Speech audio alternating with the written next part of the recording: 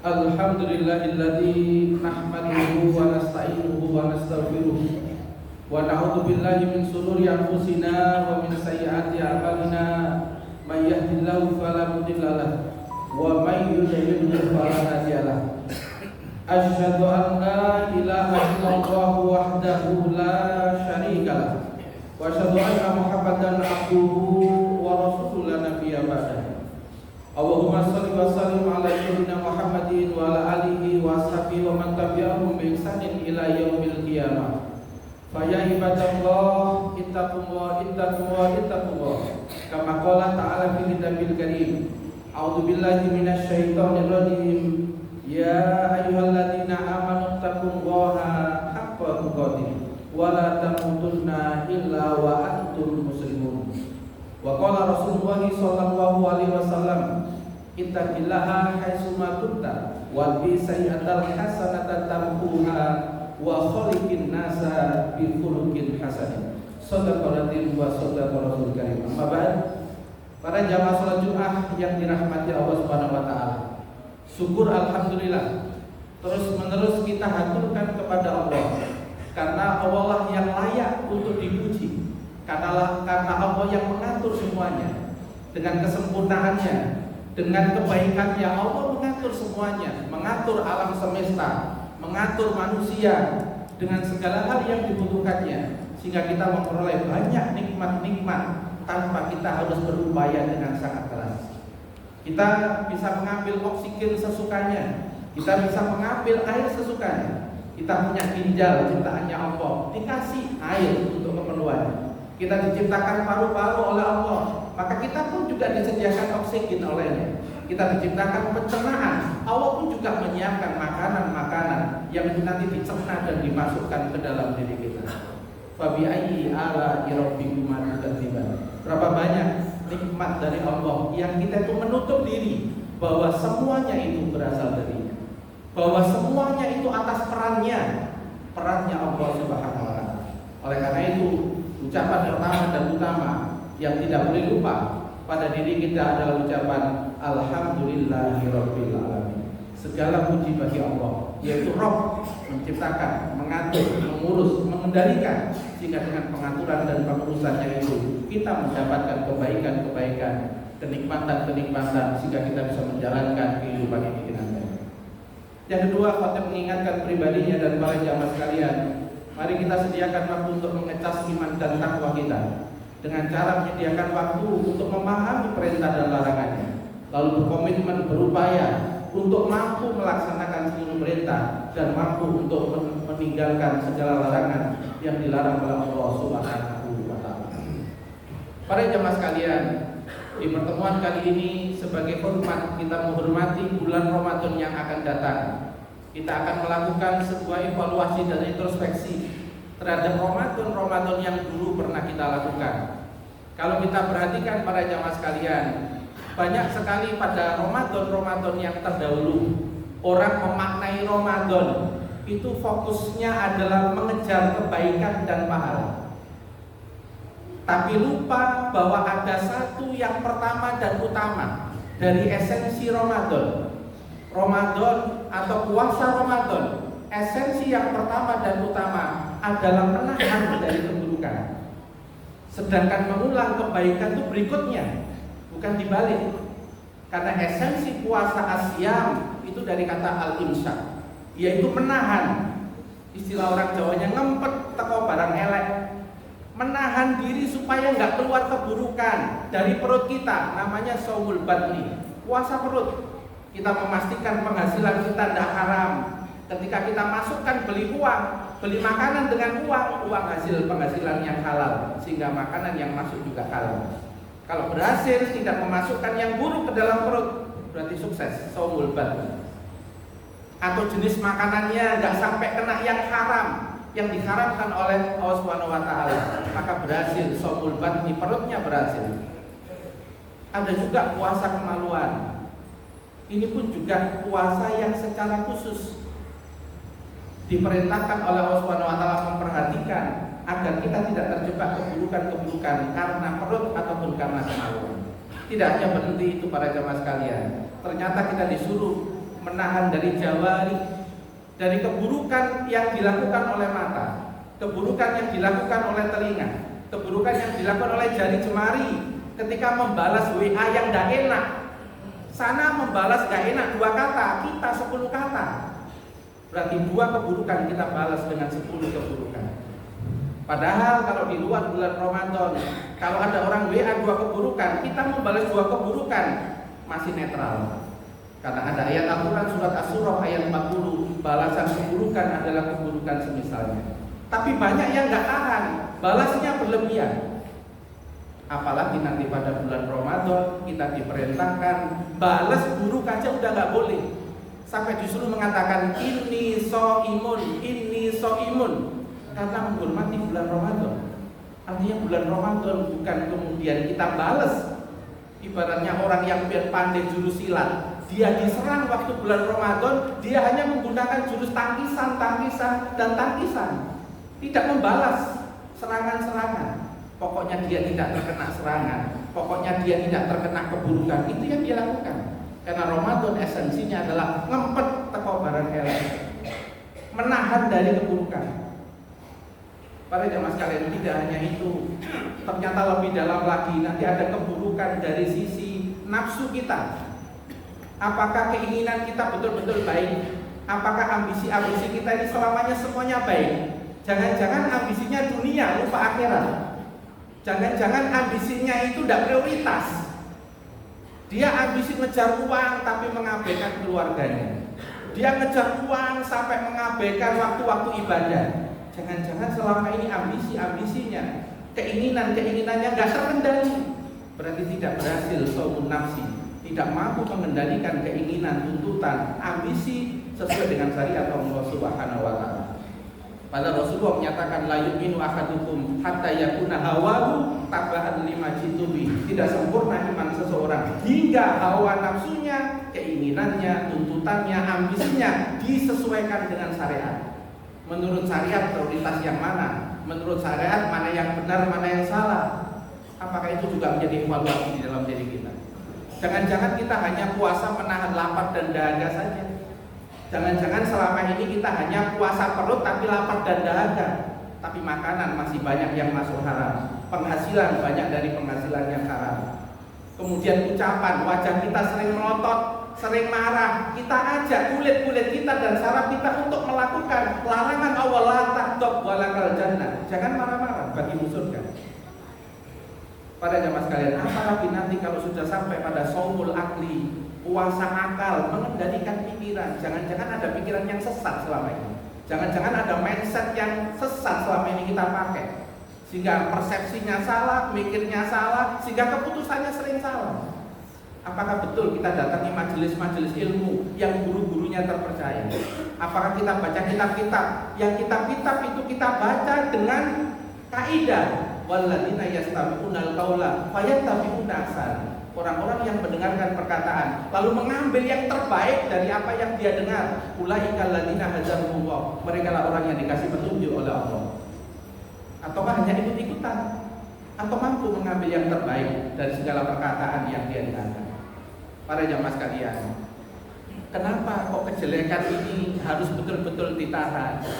Karena di dalam agama ada kejelekan-kejelekan itu yang bisa menghabiskan kebaikan-kebaikan kita. Ada kejelekan sombong, kalau sombong itu merasa paling baik, menjadi si paling baik, paling hebat, paling mulia, merasa seperti itu, maka kebaikan kita gak diterima oleh Allah Subhanahu wa taala. Bisa terhapus sebagaimana kasusnya iblis. Gara-gara tidak mampu menahan dari sombong, maka dia dilaknat oleh Allah Subhanahu wa taala. Jangan-jangan kita gak bisa menahan dari hasad, dari itu. Jangan-jangan kita gak bisa menahan dari durhaka kepada orang tua. Gara-gara orang tua nggak punya ilmu parenting, cara parentingnya salah, lalu kita marah besar kepada orang tua, lalu durhaka, menentang dan sebagainya. Padahal kalau orang sudah puasa Ramadan, tapi masih durhaka kepada orang tua, saya tidak tahu diterima atau tidak sama Allah Subhanahu wa taala. Karena ada dosa besar yang dilakukan. Bahkan disebutkan di dalam hadis kalau orang itu puasa Ramadan selesai, tapi dosa besarnya masih dipertahankan, termasuk dosa besar suka minuman keras, dosa besar kemudian durhaka pada orang tua, maka tidak bisa mengampunkan dosa-dosanya yang kemarin-kemarin. Di dalam hadis Muslim disebutkan, wa Ramadan ila Ramadan mukafaratun. Ramadan satu menuju Ramadan yang lain, bulan Ramadan satu menuju bulan Ramadan yang lain itu mukafarat, bisa menghapuskan dosa-dosa bainahunna, antara kedua bulan itu. Tapi syaratnya adalah mastanabal kabair. Selama antara Ramadan sekarang menuju Ramadan yang akan datang, dosa-dosa besar ditinggalkan. Tidak minum lagi, tidak durhaka lagi kepada orang tua dan seterusnya. Inilah esensi pertama para jamaah sekalian dalam bulan Ramadan. Elek, jeleknya ini ditahan sampai ada kekuatan meninggalkan selama-lamanya, yaitu taubatan nasuha. Karena kalau orang itu Ramadan taubatan nasuha, maka betul-betul akan terjadi yang namanya la'allakum tattaqun. Karena kejelekannya nggak dilanjutkan lagi setelah Ramadan. Syawal bukan disingkat syahwat awal, Ramadan selesai kumat lagi, enggak. Tapi Syawal sahadatul awal. Bukti pertama kali Ramadan berhasil Syawalnya, perhatikan. Baik terus apa enggak ngomongnya, pekerjaannya, makanannya. Kalau baik, berarti la'allakum tattaqun terwujud. Lebih-lebih lagi yang kedua para jamaah sekalian, setelah kita selesai, kita mampu menahan dari keburukan, mampu membuang keburukan, baru kita bicara level berikutnya, yaitu membiasakan kebaikan. Untuk apa membiasakan kebaikan? Kebaikan-kebaikan yang dibiasakan itu punya efek. Nih biasanya jujur selama sebulan, nanti setelah Ramadan angel berbohong. Kalau biasanya loman, dermawan, biasanya kebalikannya susah. Pelit setelah Ramadan susah. Innal hasanati yudhibnas sayyi'at. Kaidah ini dipakai oleh Imam Al-Ghazali. Kalau orang itu membiasakan kebaikan-kebaikan, maka keburukan yang menjadi lawannya itu akan hilang dengan sendirinya. Jadi kalau ingin membuang yang namanya bohong, ya biasakan jujur. Kalau ingin membuang yang namanya pelit, ya biasakan loman. Walaupun lomannya bertahan, loman 10.000, loman 20.000, bertahan nggak apa-apa. Pokoknya punya niat loman. Kalau sudah punya niat loman, nanti wafat dalam keadaan sudah proses, dicatat sebagai ahli loman, dicatat sebagai ahli dermawan oleh Allah Subhanahu Wa Taala. Meskipun belum proses sampai 100.000 loman, 1 juta loman, 500 juta loman, nggak apa-apa. Karena Allah menghargai apa? Perjuangannya. Allah menghargai pengorbanannya. Sampai Rasul mengatakan dirhaman yasbihu, 1 dirham bisa mengalahkan orang yang sodako, bukan oleh orang tersebut. Pengorbanannya, perjuangannya dinilai oleh Allah, bukan bentuk amalnya. Saya ulangi lagi, bukan bentuk amalnya yang dilihat sama Allah, tapi pengorbanannya, perjuangannya itu dilihat oleh Allah. Karena Allah bukanlah sekedar melihat amal, tapi Allah itu melihat walakinna innama yang dulu ila qulubikum wa amalikum. Aku delok atimu kaya apa, perbuatanmu kaya apa, loro-loro ini tak delok. Bukan sekedar amalnya aja, jiwanya juga dilihat oleh Allah Subhanahu wa Ta'ala. Semoga ini menjadi catatan kita bersama para jamaah sekalian. Ngempet elek, nahan buruk, buang buruk, baru setelah itu kita bersemangat untuk melakukan kebaikan-kebaikan, membiasakan mengulang-ulang selama bulan Ramadan. Kalau itu dilakukan, insya Allah kita akan mendapatkan la'allakum tattaqun. Muka-muka kita ditolong oleh Allah Subhanahu wa Ta'ala. Barakallahu li wa lakum bima fihi min ayatil hakim wa nafa'ani wa lakum bi dzikril hakim wastaghfiruhu li wa lakum innallaha ghafurur rahim.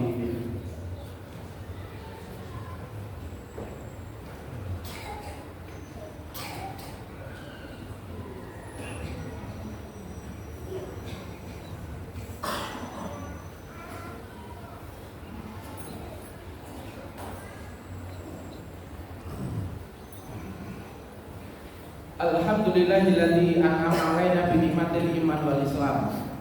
Asyhadu an la ilaha illallah wahdahu la syarika lah. Wa asyhadu anna Muhammadan abduhu wa rasuluhu la nabiyya ba'dahu. Allahumma shalli wa sallim ala sayyidina Muhammadin wa ala alihi wa ashabihi wa man tabi'ahum bi ihsanin ila yaumiddin. Wa qala ta'ala fi kitabil karim, a'udzu billahi minasy syaithanir rajim. Ya ayyuhalladzina amanu taqullaha haqqa tuqatih wa la tamutunna illa wa antum muslimun. Para jemaah sekalian, pada khutbah yang kedua ini saya ingin menegaskan kembali bahwa ketika kita melakukan ibadah puasa Ramadan, prioritas yang pertama yang diperhatikan adalah bagaimana caranya jelek kita tidak muncul selama bulan Ramadan. Gimana caranya kita sampai mampu taubatan nasuha dari kejelekan kita sebelum Ramadan? Kalau itu betul-betul dilakukan, latihan nahan jelek selama 30 hari, sama dengan orang angkat barbel. 2 kilo diangkat barbel seminggu, minggu berikutnya enteng. Naik lagi 5 kilo pada minggu berikutnya diangkat seminggu, maka minggu berikutnya enteng. Ada otot fisik, ada otot jiwa. Kalau selama 1 bulan dia tuh ngempet elek rutin selama 30 hari, berarti dia sedang menguatkan otot jiwanya untuk mampu sabar, otot jiwanya untuk menahan ajakan-ajakan yang jelek, dorongan-dorongan yang jelek. Ketika dia sambil meminta tolong kepada Allah untuk urusan ini, fa idza azamta fatawakkal 'ala Allah fa insyaallah, maka Allah akan membantu dan menolong. Setelah Ramadan, maka kita akan menjadi orang la'allakum tattaqun, dari sisi mampu meninggalkan larangan selama-lamanya. Begitu pula kemudian yang kedua, ketika kita nanti bulan Ramadan membiasakan program-program kebaikan, entah yang awalnya nggak pernah baca Quran, yang awalnya nggak pernah bangun malam, yang awalnya nggak pernah jujur, latihan jujur, yang awalnya nggak pernah baik, sekarang jadi baik, sambil minta tolong kepada Allah dan punya komitmen kebaikan ini bukan hanya saya lakukan di Ramadan, tapi setelah Ramadan akan saya lanjutkan. Ada komitmen seperti ini. Ketika niat tekad bulatnya ada komitmen begitu, Ramadan saya baru hijrah, saya memulai di Ramadan dan akan saya lanjutkan setelah Ramadan selesai.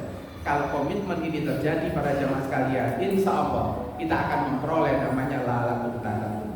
Tapi jika sebaliknya, yang kita tahan di bulan Ramadan, kemudian Ramadan selesai, kita jadi kumat lagi, kemudian yang baik-baik di Ramadan kita biasakan, lalu Ramadan berikutnya enggak kita lakukan lagi, maka kita dapat celaan sebagaimana disebutkan di dalam surat An-Nahl ayat 92. A'udzubillahi minasyaitonirrajim. Wala takunu kallatina qad qaslaha min ba'di quwwatin angkasa. Janganlah kalian seperti seorang perempuan yang memintal benang.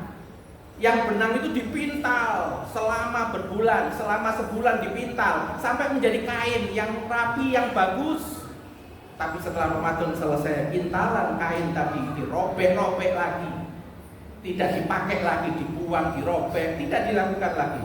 Maka berarti dia tidak ada komitmen selama-lamanya dalam kebaikan dan meninggalkan keburukan. Padahal ayat Al-Quran yang menggunakan kalimat fi'il mudhari', la'allakum tattaqun fi'il mudhari'. Fi'il mudhari' dalam bahasa Arab lil istimrar, sedang dan akan terjemahnya. Sedang bertakwa waktu Ramadan dan akan tetap bertakwa. Gak punya pikiran mari Ramadan gak takwa benar. Jika ini tercatat pada diri kita, moga-moga saya dan jenengan semua yang hadir hari ini dengan niat tulus, mudah-mudahan ditolong oleh Allah. Ramadan kali ini betul-betul kita mendapatkan hadiah dari Allah yang terbaik, la'allakum tattaqun, yang terbaik daripada bulan Ramadan yang sebelumnya. Amin, amin ya rabbal alamin. Mari kita berdoa kepada Allah, moga-moga kita senantiasa berada pada jalan ampunannya, jalan rahmatnya, dan jalan bimbingannya sampai kita menghadap kepada Allah Subhanahu wa taala. Amin, amin ya rabbal alamin. A'udzubillahi minasyaitonirrajim. Bismillahirrahmanirrahim. Allahumma shalli wa sallim ala sayyidina Muhammadin wa ala ali sayyidina Muhammadin walhamdulillahi rabbil alamin. Hamdan na'imin, hamdan syakirin, hamdan yuwafi ni'ama wa yukafi mazidah. Ya Rabbana lakal hamdu kama yanbaghi li jalali wajhikal karim wa li sultanik. Allahumma ighfir lana wa li walidaina wa li jami'il muslimina wal muslimat wal mu'minina wal mu'minat al ahya'i minhum wal amwat. Allahumma arham ummat sayyidina Muhammad rahmatan amatan ya rabbal alamin. Allahumma fir li ummati sayyidina Muhammad maghfiratan amatan ya rabbal alamin. Allahumma farij an ummati sayyidina Muhammad farajan ajilan ya rabbal alamin. Allahumma rabbana hab lana min azwajina wa dhurriyyatina qurrata a'yun waj'alna lil muttaqina imama. Allahumma barik lana fi azwajina wa ahlina wa dhurriyyatina wa la tadurruhum wa waffiqna wa waffiqhum li ta'atik warzuqna birrahum fil hayati wa ba'dal mamat. Rabbana atina fid dunya hasanah wa fil akhirati hasanah wa qina adzabannar. Wa sallallahu ala sayyidina Muhammadin nabiyil ummi wa ala alihi wa sahbihi wasallam walhamdulillahi rabbil alamin. Ibadallah, inna Allaha ya'muru bil adli wal ihsan wa ita'i dzil qurba wa yanha 'anil fahsya'i wal munkari wal baghi la'allakum tadhakkarun wa la